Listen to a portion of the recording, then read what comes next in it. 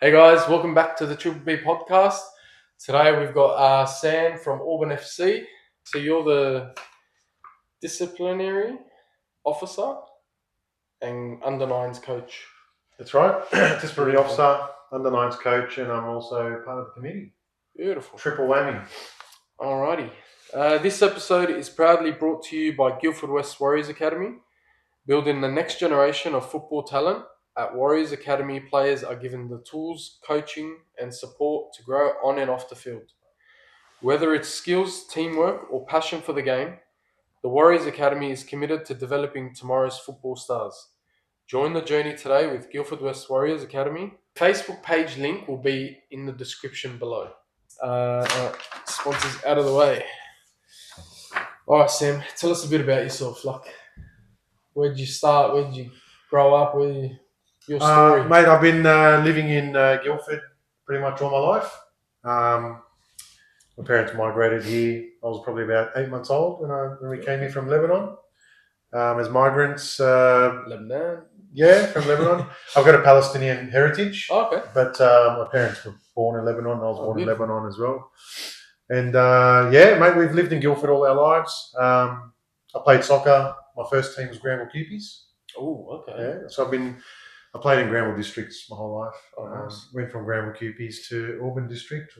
Now Auburn Soccer, Auburn Sports Auburn Sports, something like that. Yeah. ASC. Did a bit of a rebrand. So mate, Granville Cupies and Auburn Soccer Club were the two clubs that I played for. Under nines up to about under 15s, Okay. and then high school. Cupies have the worst ground to get to.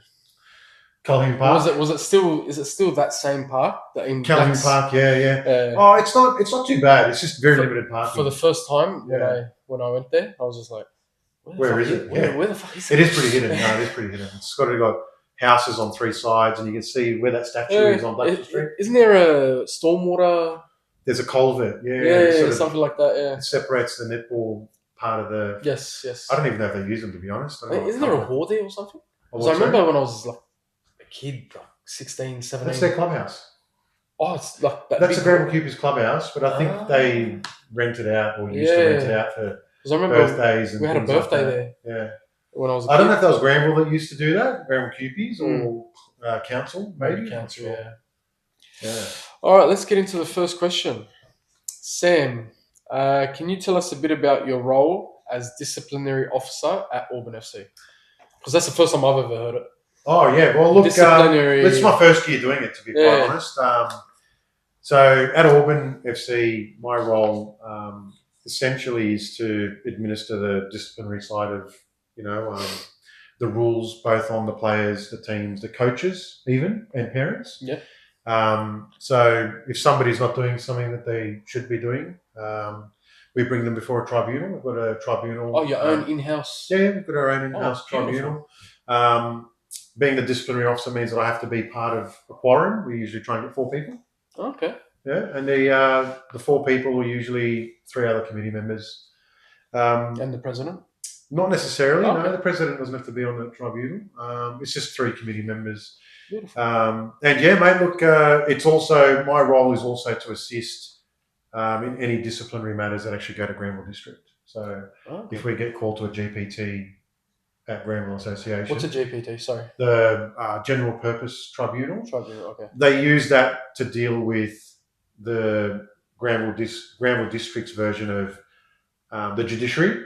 Oh, okay. And the disciplinary tribunal. Because under the bylaws, they're actually 2 different things. Really? The disciplinary tribunal is much more serious. Jesus. Yeah, and the judiciary is more like you got a red card, 6-week suspension. Disciplinary tribunal is, hey, there's all in brawl and stuff like that. Yeah. Okay, I never knew that. Oh yeah, I went my first one this year. Yeah, right. This is one of the I didn't know that until this year either. So you don't learn until you get dragged in, I suppose. Exactly. Yeah. Do players get nervous when they see you walking on game day?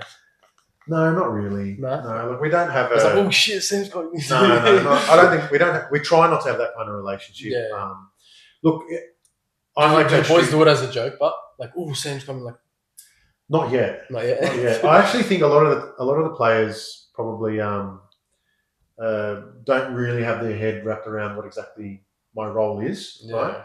I think they see, if they do something wrong, they come before a tribunal, right? Yeah. 4 members, we talk about what they've done, and we issue sanctions if they're necessary. But most of my involvement in the club, other than disciplinary matters, is actually in the coaching of juniors. For me, grassroots soccer is where I'm most passionate. Yeah. I have 3 kids who play soccer. Oh, nice. All of them at Auburn FC, and my daughter last year was at Maryland's. I think that's where you're coaching at the moment. Yeah, well, I'm at Maryland's now. So she was being coached by Matthew Boulos. I don't know if you know Matthew. He coaches the girls team in the Phoenix League. This year they were under 10s, and last year they were under 9s. I probably don't. I've probably seen him around. Yeah. So yeah. Look, I'd say my main interest is really in grassroots soccer. That's what I'm passionate about. Yeah. Not just because I have 3 kids that are playing, but I'd say because I can see the value. I'm being a coach now. I've been coaching for 5 years. I can see the value that it brings to, confidence. Yeah. Bringing kids out of their shell, the social skills. At that age, sort of that under 6s to under 16s, even. Soccer is more than just a sport. It's more than just physical exercise. It's actually a way for kids to make friends and get out of their comfort zone and build a bit of confidence. Meet people that you don't usually like. Obviously, school does that, but it's different. It's like you have to work together to win a game. Exactly. It's not a one-man. It's not a one-man sport like martial arts or boxing or anything like that. Cricket or something like that. Another thing on that is it's so satisfying seeing them, like those little steps, development, basically. Absolutely. So you're saying right now, like they still see you as that coach role model. Absolutely. Look, I'd say good to have that. There has not been, I can say, at least in the year that I've been there has not been a single disciplinary matter that's happened between under 6s and up to sort of under 16s. Okay. Right? Like in-house discipline? In-house, yeah. And even in Granville District, from what I know. At least not in this year. Yeah. But it's, they're juniors, they're really looking more for guidance rather than authority. Yeah. The squad that I have 11 kids in my team.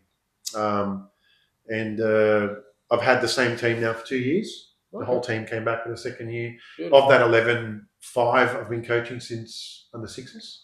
Right? So I've had 5 of them for 6 years. So your original under 6s. Yeah. When you're under 6s is 4 on the field and 2 or 3 subs. And then when you get to, I think it's under 8, you go to 7 on the field and then 3 subs or whatever it is. Mate, look, I've got 5 that I've had for 4 years at least, and the 11 that I have now, I've had for at least 2 years. We've lost 1 game in 2 years. Nice. So, they're a squad that's learnt to play together. They know their positions. They understand how to move the ball around to the extent that you'd expect. And to have football that age doing that, like same thing with our team. Like my team got under 9s. We're playing up at the moment because last year we only lost 1 game. Right, awesome. And it was just like, I like winning. I've got no problem winning, but it's no point winning if you're not developing. Exactly. Right? So there's got to be a bit of development. And the development this year has just gone. That's awesome. These boys and 1 girl. I say boys and girl. It's funny, I've got 1 girl on my team as well. She's the only one. You want to do a friendly? We should. What grade are you guys playing at? So they're 8 years old. Oh, right. So you're playing in the under 9s? We're playing under 9s and koalas. Yeah, awesome. It's the teamwork. And so I was at Horrid with this team. Yeah, awesome. And then I've moved to Maryland's, and then they've come with me, which is I love that about that team. The parents, like we're a family now. Yeah, we can talk about the parents in a minute because I think for grassroots soccer, parents are everything. And they get surprised. Like people get surprised when I say, like my parents, we have birthdays together. Yeah. We go Macca's every once a month. Yeah. So we'd be like, all right, if you win this week, we're going to go Macca's. It's funny because when we spoke on Monday, Yeah. the reason I couldn't come yesterday is we were out playing laser tag, the whole team. Oh, Yeah. beautiful. I love Yeah. that. So we went out for like a off-season sort of get-together. We played laser tag here in Villawood. Oh, yeah. Yeah, which is quite nice. That's sick. Like, that's the whole thing, bro. Like, those kids are going to be my son's friends. They don't go to different schools too, so it's like it's not they're seeing them every day. Yeah, wow. It's like some of them, they don't go to school together. Yeah, wow. Awesome. And it's just when they see each other, it's just bang. They just unite. And as a coach, it's so rewarding, right? You love seeing that. And I made some good mates, like their dads and their mums are best friends with, like, not best friends, but good friends. Good friends with. Good friends is good enough. My wife, and my wife's antisocial, bro. Love you. I think it's the five boys. I got 5 boys. Oh wow, touch wood. All right, question 3. From your perspective, how important is discipline when it comes to player development? Mate, super important. You couldn't put a price on it. It's one of the things that's important, right? Like there are a lot of things that are important, but for me, discipline. There's sort of 2 sides to discipline for me when it comes to grassroots soccer. There's the discipline that the child needs at home, and I don't mean parenting discipline. Yeah. I mean discipline in some sort of self-control where they're not just sitting on an iPad for 8 hours straight, where they actually have that. Oh, as in like get off and actually go kick a soccer ball around. Self-discipline. Yeah, a bit of self-discipline. Discipline, as in like this is where I need to step in. No, so the other type of discipline is the coaching discipline. Okay. You know, my observation is, they're kids, right? Particularly the grassroots. By their nature, they'll probably try and get away with everything that you let them get away with, right? They like to push your boundaries. 100%. I got a few kids every now and then. They're like, "Oh, coach, I don't want to do 5 laps." We're doing 5 laps. Yeah. And if you don't want to do the 5 laps, you can go wait with your dad until we're done. Yeah. It's not up to you. This is the session today. And then eventually, after a couple of minutes of sulking, they'll get up and do what's been asked, right? You're not yelling at them, you're not being rude to them, but you're just saying. They hate exclusion too. They hate exclusion. I see everyone running.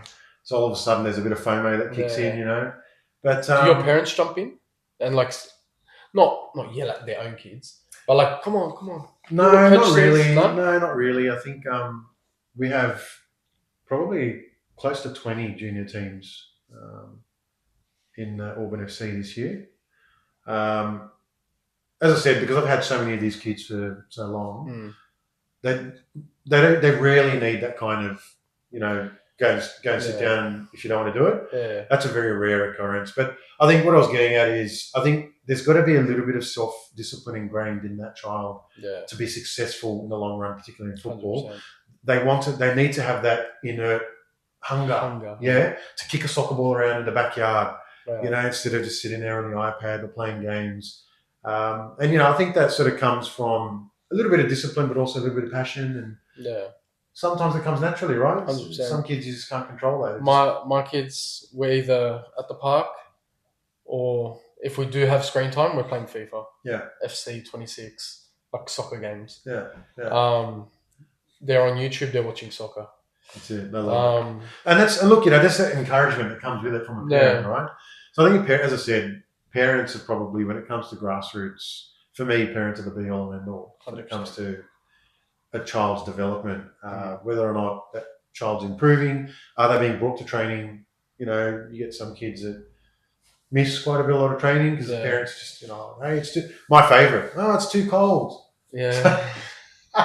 They're kids, they don't care. We're training in the rain. It's more the parent that's worried, they're going to get parents sick. Parents got their umbrellas. I'm like, we train rain, hail, or shine. If there's lightning in the sky, that's the only reason we don't. Hail or lightning, we don't train. Yeah. And they love it, bro. They love it. The kids will play in anything. The best memories I've had as a kid is when it's raining. Even as an adult, bro, we go camping down at Aladala. The first year I got there, it was bucketing down. Everyone just so like, bro, I look at them, I'm like, it's flooding. The grass is flooding, bro. Yeah. We just, me and my boys, bang, starts belly sliding on the grass, like, and they will never. Every time we go to Aladala, Dad, remember this, or becomes a lifelong memory. It's the conversation when we're sitting down having beers. is, I remember that year it was flooded and we did this. And best times are when it's wet, raining. Yeah. Because it's actually the science behind it. Like when you're cold, like cold water, like the scariest moment, like you drowning, it's cold water, so it always sticks with you. Yeah, right. So like if you're having a fun moment in cold water, it becomes more memorable. Because it's more memorable. Like your brain, it's like a survival. So there's like a survival. There's a whole science behind this, but it's a proven fact. Like, I want to look into it, bro. Look up into it. It's like something about the cold that it shocks your body into that moment being instilled in your brain. Yeah, wow. It's like it's amazing. Like, so yeah, play in the rain. Play in the rain, mate. Honestly, that's a message for Granville Association, Cumberland Council. I think we got, we don't want to delve into that. Yeah, there's been a lot of drama, and a lot of upset people this year. There was, and you know what? It's a bit of an unsolvable problem at the moment because there is a solution. It's like a Mexican standoff between clubs, it's because there's so many parties, bro. It's like, all right, council needs to do this. Yeah. We need to do this. Granville Association needs to do this. Could they have planned it more better? Maybe. Again, our district needs more support. Yeah, it does. From higher up. My biggest concern, I think I mentioned to you, my focus really is the grassroots. Right? And the thing that is sort of, I believe genuinely there needs to be some kind of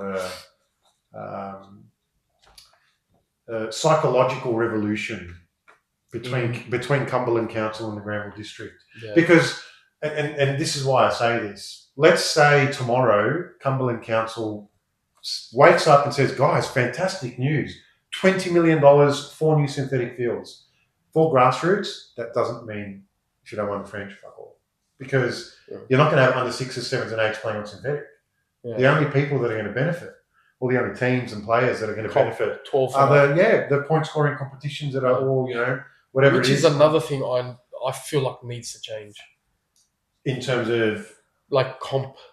They should have point scoring for the juniors. Yeah, honestly, for me, this no point scoring is a bit of a joke. It's almost like when you go to school and it's like pass, fail, or not even, you get a sticker no matter what. Yeah. Look, I think having a bit of a win-lose hunger I think is positive. These kids are competitive at age 8. I remember when I was a junior, we had point scoring. I don't know when they stopped it, but they shouldn't have. Yeah. A bit of a... But yeah, mate, look, like I said, for me, the biggest... Like you said, it needs a psychological revolution because council needs to really relax its rules, If we're at 50 mil of rain, understandable. Yeah. If there's puddles, 4 mil of rain, like, come on. Yeah. I think they get a bit too worried about litigious action and things like that. And then at the same time, Granville needs to do its bit. Yeah. They really need to be pushed to reschedule junior games. I've had this year I played 13 out of 18 rounds. This year was all right. Last year I played 12 out of 18 rounds. No, last year we only played, I think, 10? Maybe 10. Because our reschedules got rained off. Yeah. So it's like, we lost half you understand the problem. Yeah. And look, here's when I say there needs to be a bit of a psychological revolution. I'll give you an example, right? My daughter, when she plays in Blacktown District, which she does, because the Girls Phoenix League is part of the Blacktown Club. Yeah. When their game on Sunday gets washed out, by Monday 5 p.m. it's rescheduled. For that week? Not for that week. It's just rescheduled. Monday night, Tuesday night, Thursday night, Sunday, 3 weeks from now, whatever. Blacktown Association, they wake up on Monday morning and say, right, who got rained out? We're going to reschedule it. Yeah. And we don't care when we reschedule it. We're just going to reschedule it. Whether it's 2 weeks from now, 3 weeks from now, give enough time for the fields to dry up. Granville, they're just in a coma. Yeah. So I think Granville could do a little bit more to try and help the grassroots. A bit more energy. Because I'm looking at it as Southern District's right here. You got Blacktown 20 minutes away. That's a bit of a thing. But a lot of parents will be like, why am I paying Rego for this district? Because this is what's going to happen, and it has happened. Like, we're slowly going down. Why pay 3 or whatever I'm paying in Granville, where I can pay it somewhere else that have the infrastructure, that have the just better service, better facilities, better. I mean, at the end of the day, whether we like it or not, Granville Association is running a business. That's what they're doing, right? I think it's starting. It comes across like that. But what I mean by that is, at the end of the day, you're running a business. You're providing your customer service or your customer experience is the most important thing. If people aren't happy, they go somewhere else where they will be happy. So if they're not going to play for you, they're going to play somewhere else. So I think that's something for Cumberland Council and for Granville District. Like, I love Granville District, blah blah. Like, it's my home, but looking at it from other districts have more opportunity. Number one, because you can go play for Bonnyrigg. Obviously, they're not doing too well in the NPL, but there's a way up. You can go play SD Raiders. There's a way up. There's so many little clubs that have done so well in the grassroots level that have been able to go into that NPL league. Even, I think, Prospect, Blacktown. Yeah, I think Prospect's on the NPL. They're up in NPL 2 now. Yeah. They were on NPL 3 for God knows how long. But, like, even to get a team, like a grassroots team to NPL says a lot. Yeah. Like Parramatta. And, you know, here's the frustrating thing. This is what I mean when I say council needs to do its bit too. To get at that level, you're not just required to meet technical benchmarks. You're also going to have the facilities. Yes, great. You're going to have the referee rooms, the change rooms, X amount of storage, X amount of, canteen or whatever it is. Yeah. The lighting needs to have whatever it is, 200 lux or 180 lux minimum. So, there's so many moving parts, and we could be 5 hours. Yeah. I forgot what question we're up to. Grassroots. What advice do you get? Yeah, okay. What advice do you give young players who want to grow both on and off the pitch? Be disciplined, And when I say be disciplined, I don't mean, you've got to take risks, I suppose. Yeah. I always tell my kids, don't be afraid to put your body on the line. Don't be afraid to try a pass, try and get around that defender when you feel like your gut's telling you not to do it. Yeah. But discipline for me is like, the kids that excel for me are the ones that are spending the most amount of time playing with football. That's it. Yeah. And that doesn't necessarily translate to discipline, but you've got to have some kind of self-discipline especially in this day and age for the kids, the YouTube and the iPads and the Roblox and the Fortnites, mate. It's such a big distraction. It really requires a lot of self-discipline from a kid, even if 10, 12 years old, to make that decision and say, you know what, I'm going to put that aside. I'm going to go kick a soccer ball outside. And I think if anyone, if I was ever talking to young kids and say, how do you become successful? First step is to show that discipline. Yeah. I had the proudest moment today. We're driving home from my brother's wedding rehearsal, and the boys are like, "Oh, Dad, can we go to the park today?" And they've been asking me for like all week, and it's like just them asking, because I told them I'm like after school, because they want to like up their game. Yeah, they want to. They're hungry, like, and I know where they get it from. Yeah. But you know what? You can't put a price on that, honestly. And like it's so much. It feels rewarding, like seeing your kids have that passion. When something's not forced upon, like you can tell your kid go to bed. You're forcing him to go to bed. Yeah. But like, wait for that day where he's like, "Dad, I'm going to bed." Like you look at him like, "What the?" Like as a kid, where's my child? Bring him back. So like, and that's what I do with my team. Like those boys and girl, they tell me, like they're at the stage now where it's like half time. I'm saying, well, how do you feel?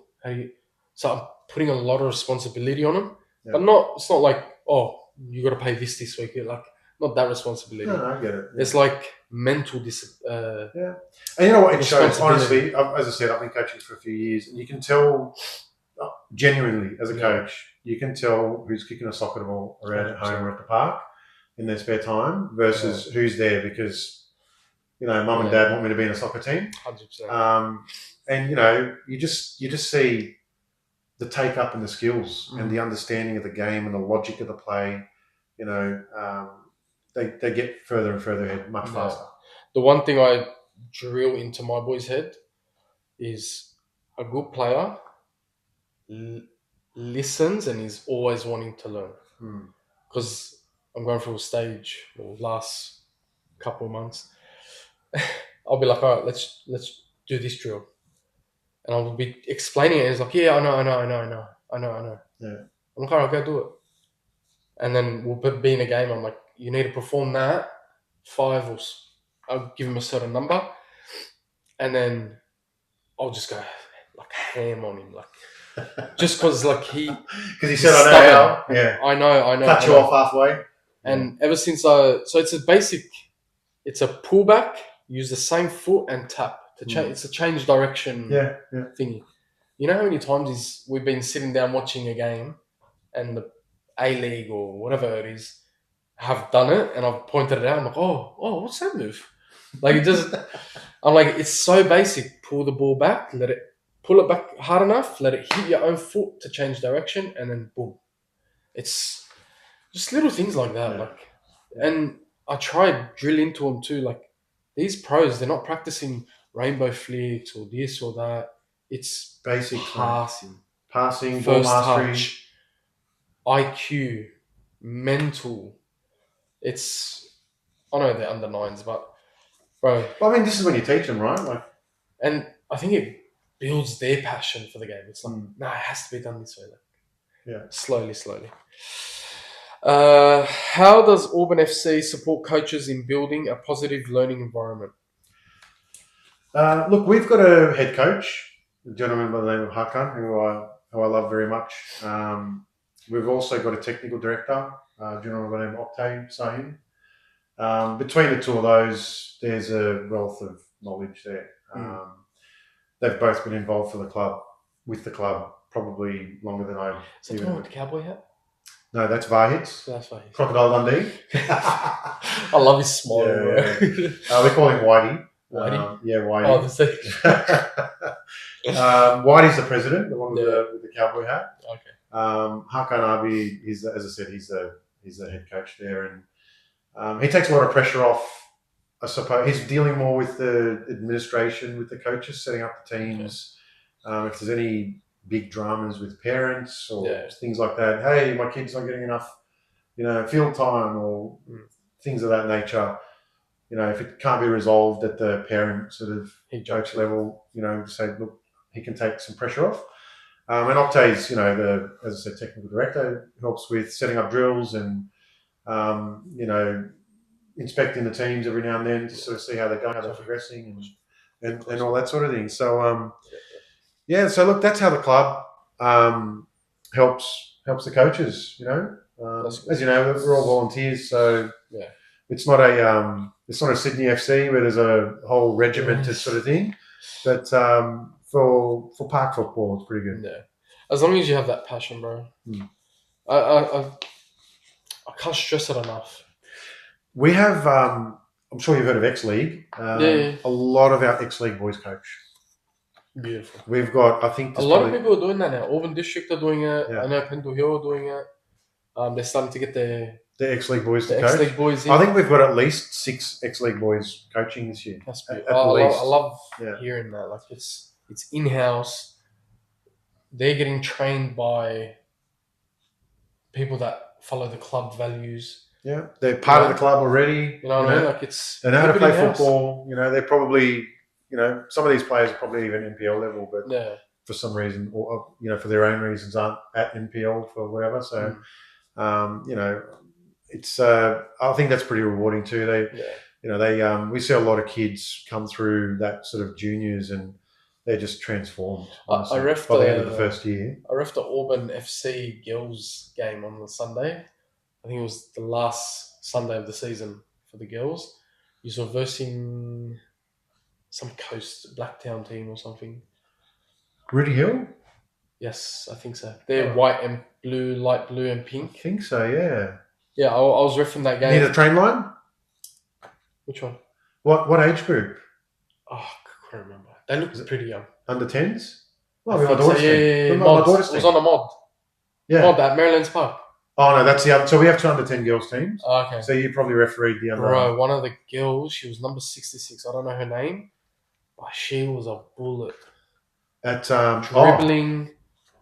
Oh, she was. I think I know who you're talking about. Very skinny, very short little girl. Like, bro, she was just carving through him, and like, she would chase after the ball. I gave like 2 free kicks against her because she was so.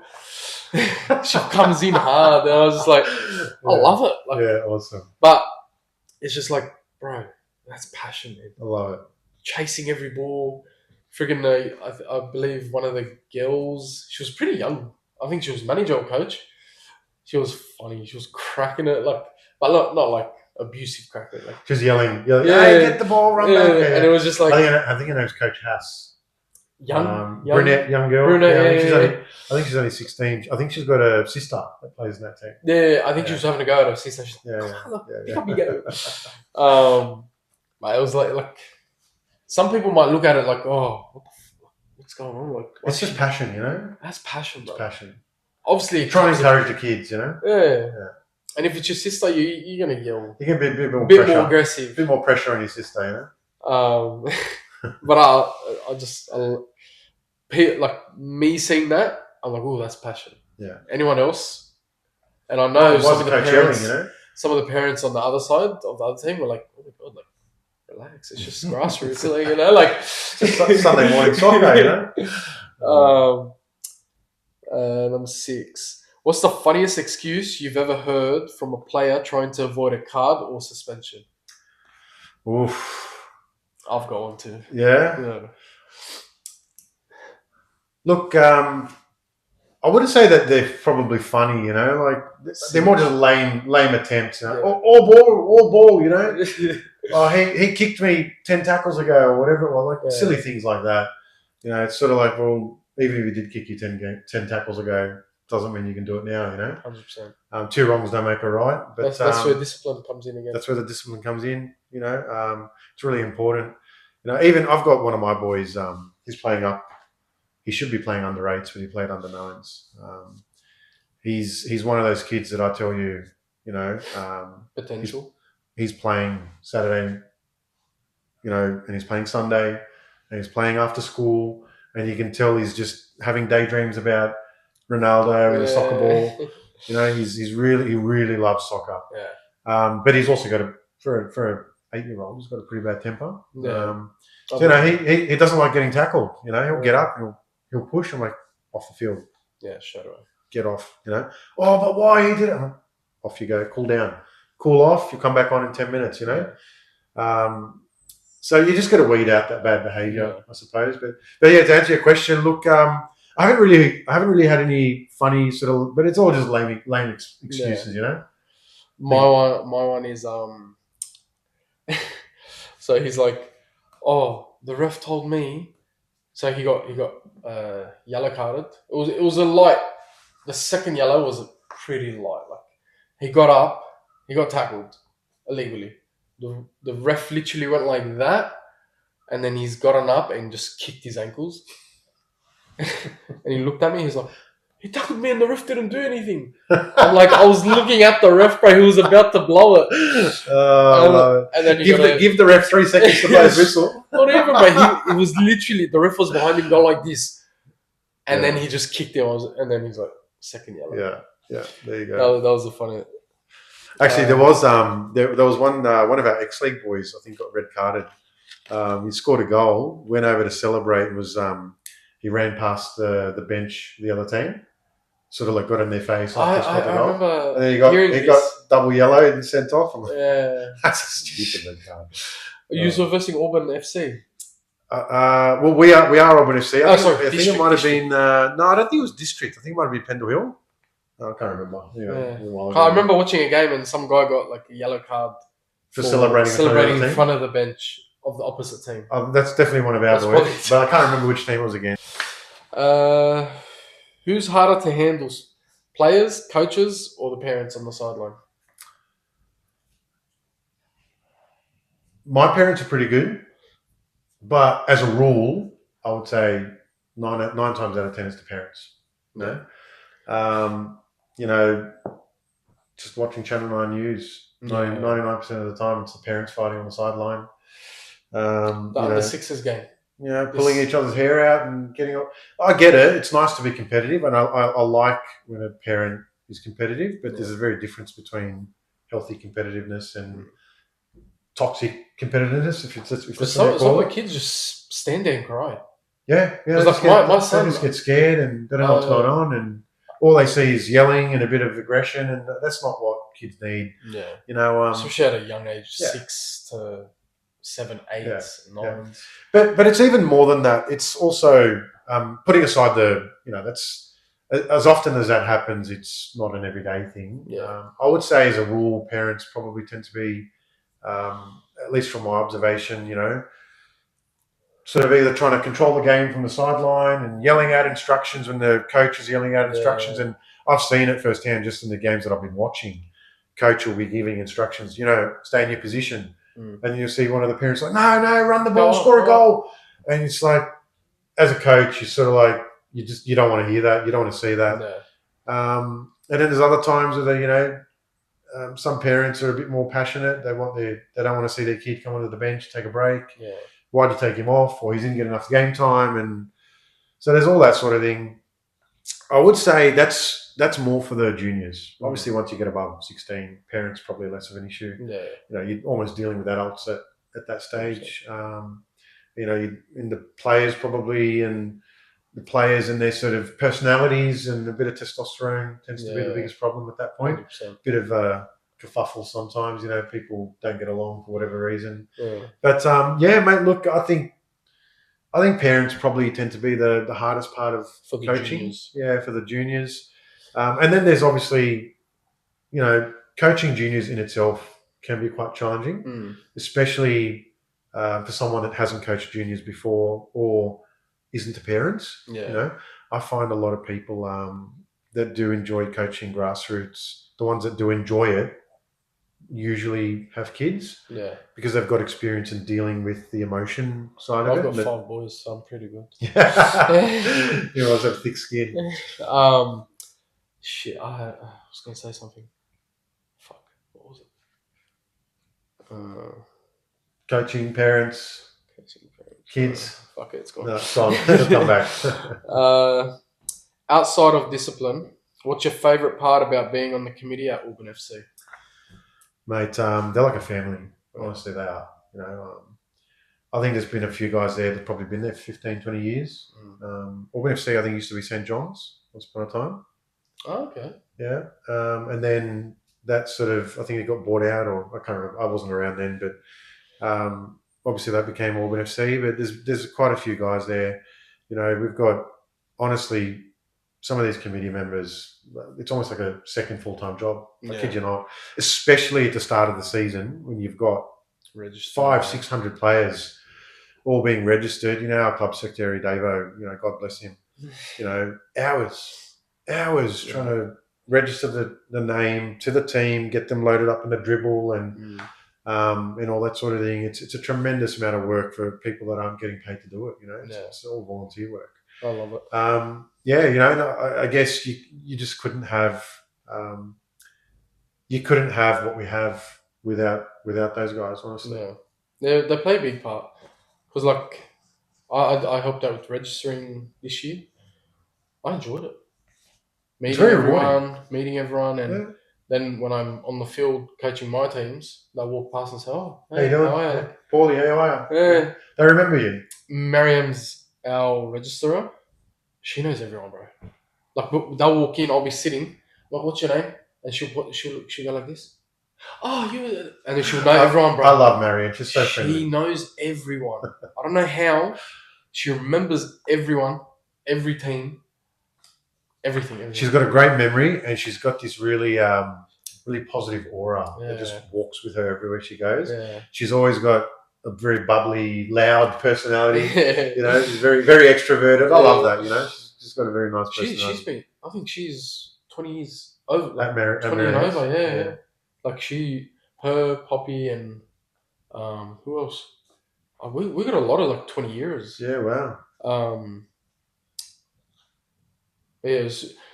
What drew me to, I think Mariam locked me into Maryland's. Like, yeah, right. So how long have you been coaching at Maryland's? This is my first year. Your first year at Maryland's, yeah. I've been coaching for about 2 years now. I started, my son I played Guildford County, and then I went to Hall Red Rangers for the last 4 years. Playing yourself? Yeah. So I just thought, we're right here. Yeah, right. Start him up here. And then I just got so passionate about it. Put my hand up to coach his team. And then everyone... Is this the under 9s? So he was under 8s. Back then? So he was 7, but... Playing up. I think you said he's playing up. I played him up because he's a big boy. And the 6s, if it's your first year, 6-year-olds, like my 6-year-old now, he played under 6s, small field. Next year he won't be 7s, he'll get 8. Yeah, right. Or I'm even tempted to put him with his brother in 9s. Yeah, right. So put him at his normal age, because I don't think he's ready for mods yet, just fitness-wise. Yeah. You'll be surprised, a 9 and a 10-year-old, the levels... Oh, yeah. Even that under 6s to under 12s, you know, in terms of speed, agility, cognitive thinking as well, you know, the capacity like to 1 year, understand a game, 12 months is phenomenal. 1 year is, like, all my team is first year playing. Yeah, wow. We won the Hall Red Summer Comp. I've got, it's just a team, it's like a misfits. Yeah. It's like I've got that aggro one. So I had my MVP last year. Like you said, the training didn't come to training a lot, and his game suffered. Yeah. Where my son was like, he can get top corner, so we've got the goal nets at the back here, and I've put a ring. Yeah. And I moved the ring. So bottom left, each bottom left, he does 50 shots, each one. Yeah, wow. And I move it up to the top. And he's telling me he wants to do this. Yeah, awesome. He's our free kick taker now. Bro, the shots he takes. Like, I know he's my son, but like, man of the matches, he's our top scorer this year. One of our kids that did horrible last year, and I'll tell the parents that I'm very straight, and I think parents like that. Yeah, it's like, I'm not a dick about it. No, you got to give them honest feedback. It's like, you know? All right. Otherwise, they don't really get it sometimes if you dance around the edges. You know, he needs to work on this. It's how you word it too. Yeah. If you say your kid needs to work on this, can you do this at home? Or if he's at the park or doing, just try get him to train this. And this is where Guildford West Warriors Academy is my academy. And finally, if Auburn FC had a Hall of Fame for the funniest or craziest moment, what story would you nominate? It's funny. It's actually one of my stories. Okay. Because I don't actually think anyone's done this or been stupid enough to make this sort of bet. But last year, we're probably about halfway through the season, and I said to my kids, under 8s at the time, I said, you think you guys will finish undefeated? They're like, yeah, coach, we're going to definitely finish undefeated. I'm like, okay, cool. How about we make a bet? You know, if you guys finish undefeated, you get to ask me to do something silly. Anyway, the first cab off the rank was I got dared to eat a caterpillar. Caterpillar? Yeah, 8-year-olds, that's what they came up with. I wasn't going to do that. So I said to them, listen, I'll take your buckets. Yeah, I'm like, listen, I'm not eating a fucking caterpillar. Where we landed was they get to egg the coach if they finish undefeated. Okay. And they did. I got 2 cartons of eggs on my head. We got it all on camera. I can share it with you if you like. We'll put it up in your video. So that was under 8s. We got it all on video. Got egged after my last game to sign off the season. It was pretty good. It was really fun. Like, again, That's a memory they will never forget. They'll never forget it. I'll never forget it. Eggs is the worst. I have to shower 3 times just to get the. Still remember it now. The slime. That's actually a good one. I like that one. I'll show you the video after we're done. Yeah, send it through. I'll put it up. All right, quick fire round. Favorite football team? Ooh, I'd say Arsenal. I don't really watch a lot of it because it's time difference kills me. But podcast done. Yeah, I know, done, finished. Podcast done. But Arsenal's probably my favourite. Okay. Messi or Ronaldo? Ronaldo, all the way. Best player you've ever seen live?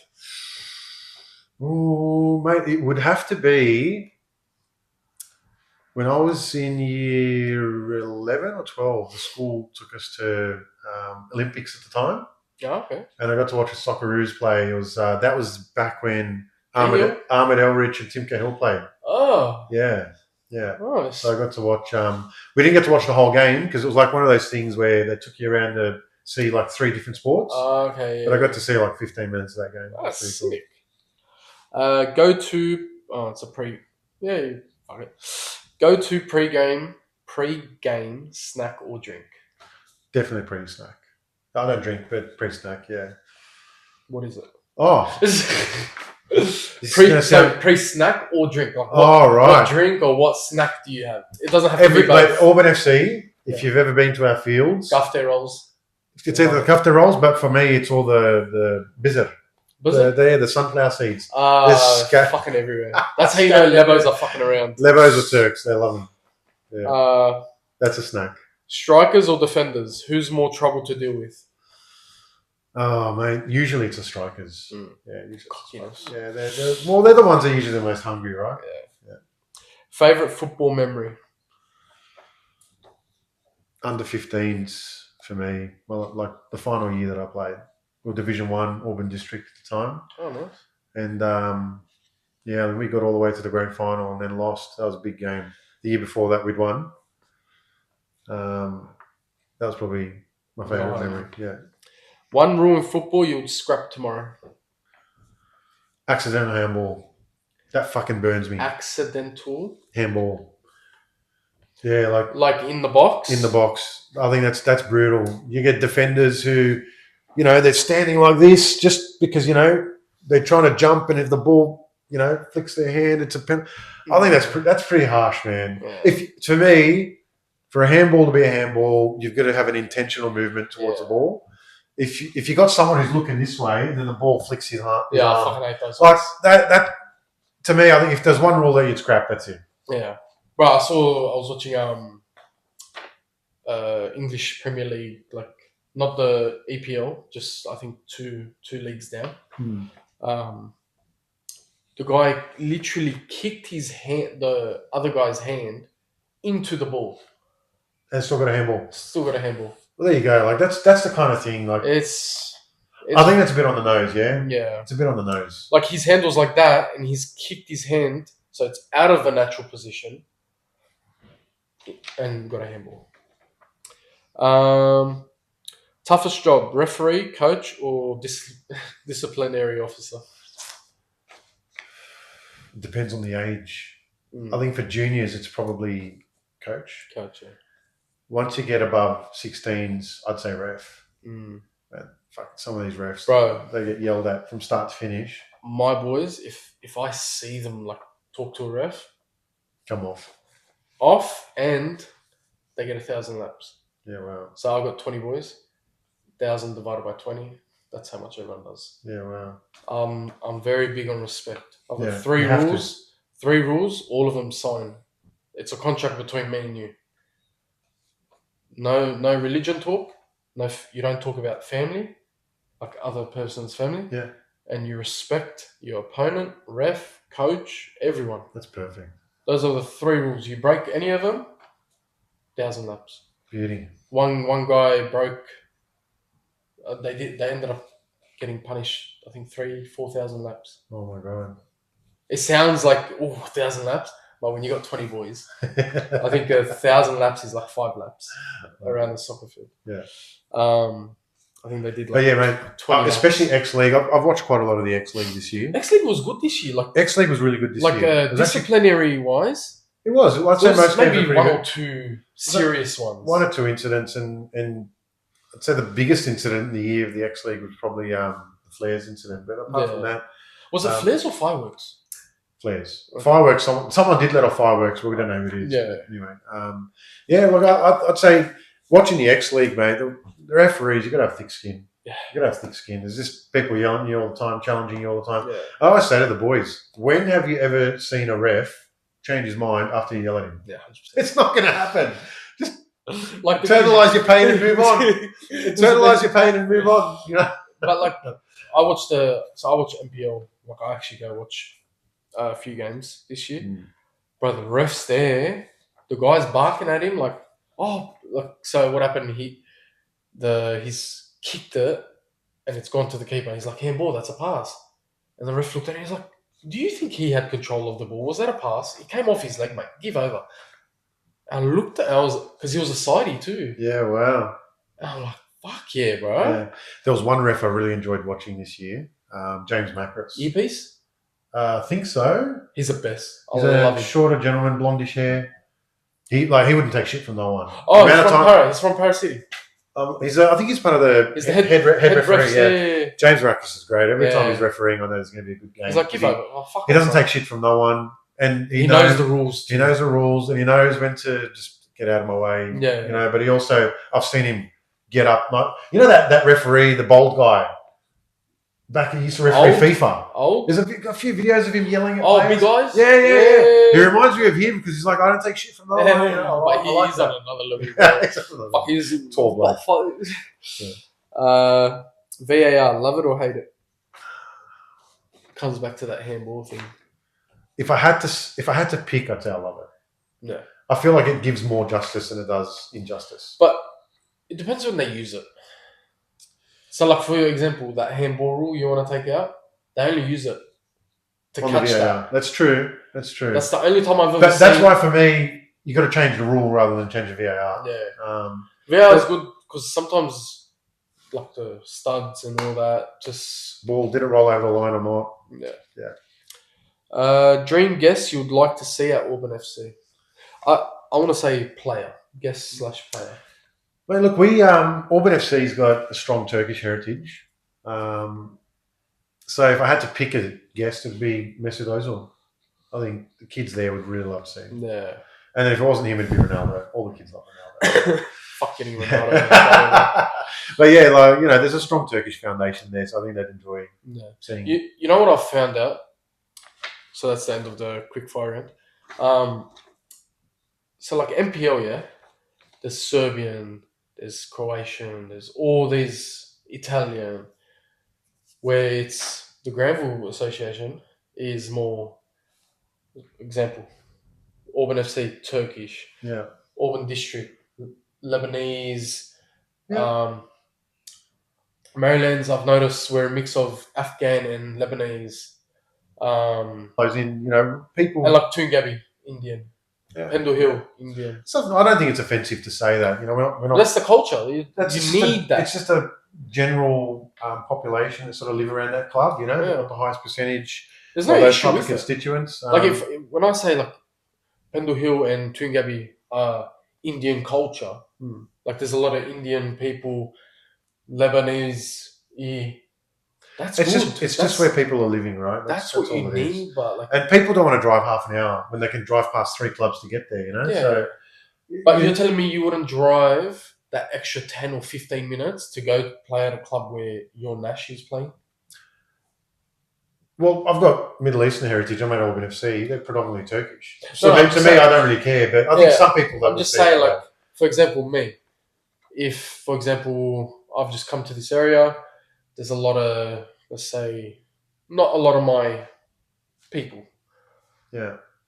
I think some people definitely would. Yeah, I've actually done it. I moved to Central I think some people definitely would sort of put in that extra 15 minutes. You know what I mean? Like, sort of be around. Because I know I want my boys to grow up how I grew up. Yeah.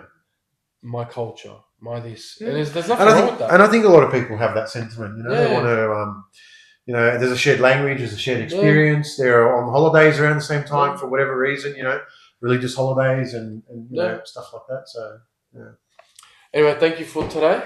No worries, Thanks for jumping on the podcast. Appreciate it. Definitely be in contact soon. Make it friendly. No worries. Some Saturday off season. We should lay down the challenge. Yeah, there's a nice field down here. We'll put I've got my goals. Sounds good. Under 8s rated. Thanks guys for watching. Make sure you follow, like, subscribe, do all that stuff. Please comment your questions. And yeah, see you in the next one. Thank you. Cheers.